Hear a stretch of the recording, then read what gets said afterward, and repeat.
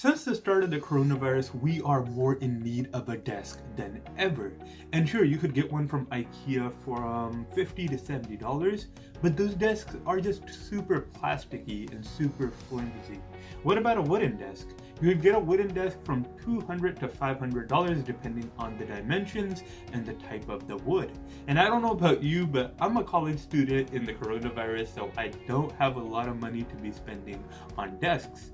What are your other options? You can make one of your own. There we go. So hi guys, welcome back to another video, and today I'm going to be taking you through a custom desk build. If you like this video, definitely hit that thumbs up button. If you like this type of content in general, hit that subscribe button. I have a lot of amazing projects in the pipeline and I'm sure you'll love them. But without further ado, let's dive right in.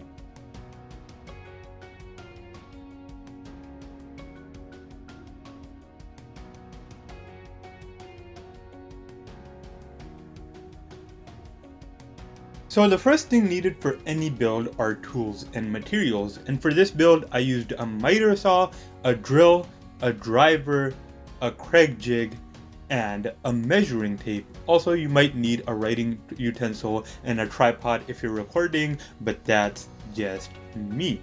So after you have all of your tools, you want to go to the store and get your materials. And the materials I used for this build are 6 2x4x8s and 2 2x3x8s. The 2x3s are for the legs and the 2x4s are for the top of the table, or the tabletop.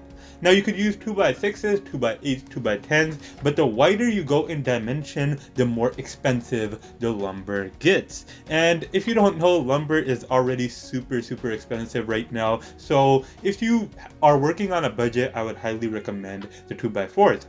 I got my 2x4s and then measured them down to size.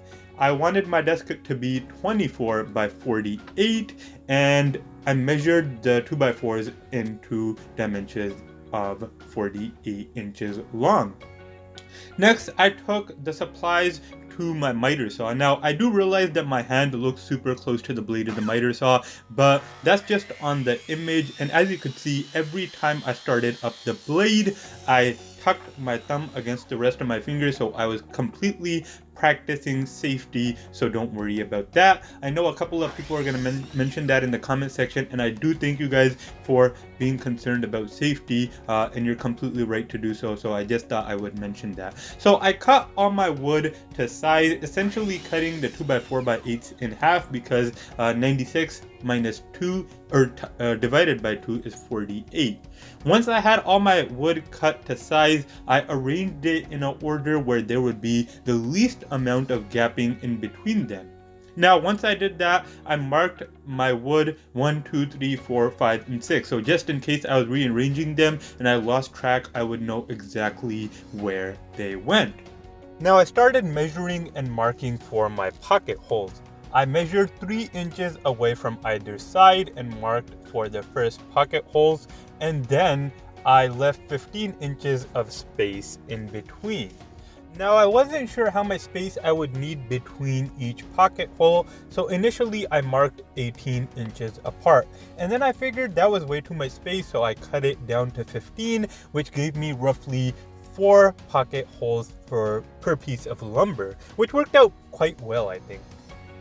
Once I was done measuring the first piece of wood, I kind of eyeballed the rest because I didn't need to be super exact here. I was also gonna wood glue these pieces of lumber together, and they would be plenty sturdy and plenty durable. Once I had all my pieces of wood marked, next came the drilling part. I pulled out my kreg jig and adjusted it for the proper depth, which in this case was 1.5 inches. 2x4 lumber is actually 1.5 by 3.5, so definitely take that into consideration when you are building your desk. Once I had the depth adjusted, I went ahead and drilled my first pocket hole. I looked at the hole to make sure everything was okay, and then I continued drilling the rest of my holes. This process was quite fun, but one thing I have to say is definitely put plenty of pressure on the kreg jig, because if you don't, the drill bit tends to like to slide, which messes up your wood. And although you're not going to be looking at the bottom of the desk, you still want it to be smooth, and you do not want to get splinters in your legs when you're sitting down. If you do happen to have the drill slide a bit, you can obviously go back and sand, and it's not a big issue, but sanding is already pretty laborious and you don't want to do that. Once all of my holes were drilled, I went ahead and arranged all my wood on a sawhorse, or a couple of sawhorses. I got the rest of my materials, so my pocket hole screws, which were 2.5 inches, and I got my impact driver. I also got my wood glue. I applied the wood glue on one piece of wood, attached it firmly against, or I actually brushed the wood glue first to make sure everything was consistent, and then I attached my piece of wood to the other one, or one 2x4 to another. And if you have clamps where you can tighten up the piece of wood, that's even better, because it just eliminates any gaps and makes everything as flush as possible.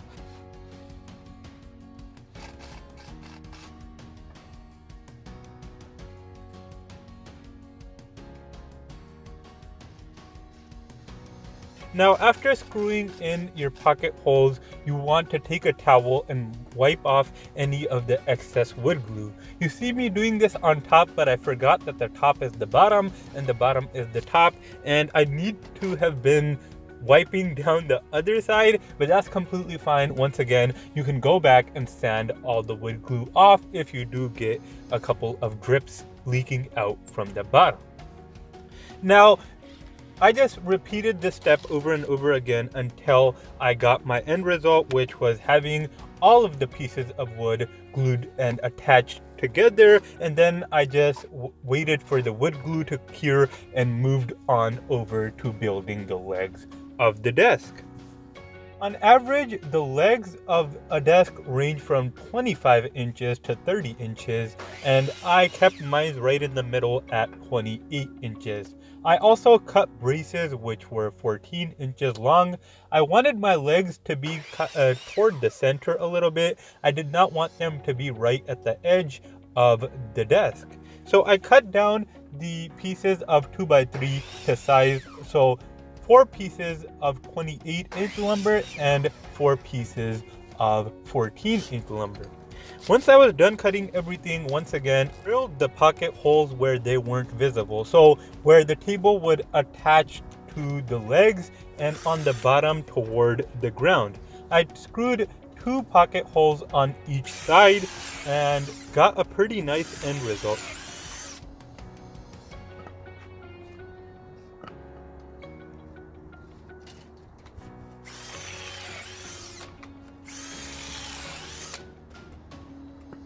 Once all the pocket holes were drilled, I went ahead and applied wood glue and started screwing the legs together. Now, I had a very awkward angle, and since I was working with the ground, I had to use both my arms and legs. I had to step on the table, or step on the legs of the table to brace them in place, and then I kind of worked in a weird angle to screw the pocket holes in.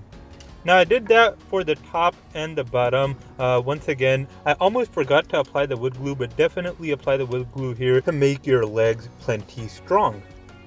For the second pair of legs, I got a little bit smarter and angled the top of the legs downward, where I had a better angle of screwing in the pocket hole screws. This made the process much easier because I was doing it vertically downward, which helped me apply a little bit more pressure, which assisted in screwing the pocket hole in. After the legs were built, I sanded off the rough edges to make sure there was no splintering and nothing that would get in the way of the paint. Once this was done, I took a damp cloth and wiped down the legs to assure that there was no sawdust remaining. After the sawdust was all wiped off, I began to paint my legs with white paint. Now, I was going for more of a modern, simplistic look, so I wanted the tabletop to be a nice brownish red color, and I wanted my legs to be a white color, a simple white color. And I got a can of paint and quickly realized it was base and not paint. So I moved over to more of a grayish white, but it is still plenty white. Now, this table kind of has a farmhouse table type of vibe to it, but I didn't put the horizontal braces in the legs. Perhaps I could do that later if I like that look better. But as you guys could see, I got finished painting my legs and they looked really nice.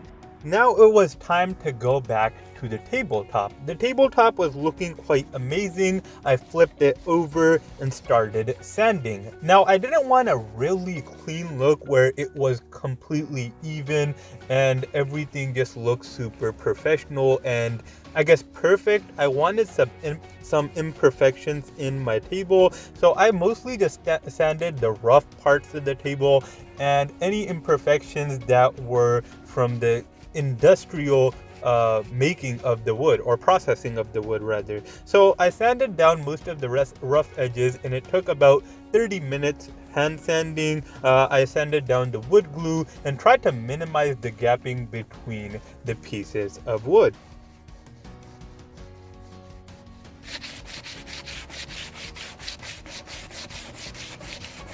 Once the tabletop was sanded, I went ahead and wiped everything down with the damp cloth and began staining the wood. Now this is a lovely Rust-Oleum wood stain called Cognac, and it's really forgiving, which is good for beginners like myself. So I was super happy at the end result of it. I went ahead and lathered it on generously, I would say.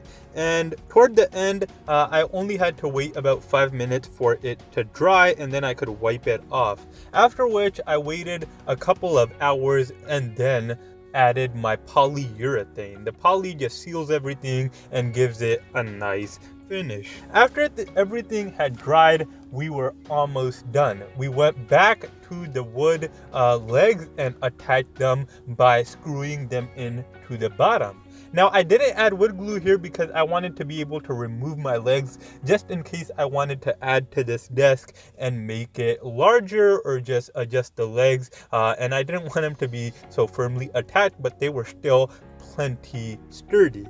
Now here's my favorite part, the end result. The end result looked beautiful, especially considering this was my first table build, and here it is for you guys. I hope you guys liked this video. It was a lot of fun to make, but it also took a lot of time, so I would really appreciate it if you could hit that thumbs up button. If you want to see more woodworking by me, definitely hit that subscribe button as well as the post notification. I hope you guys have an amazing day and I will see you guys in my next video.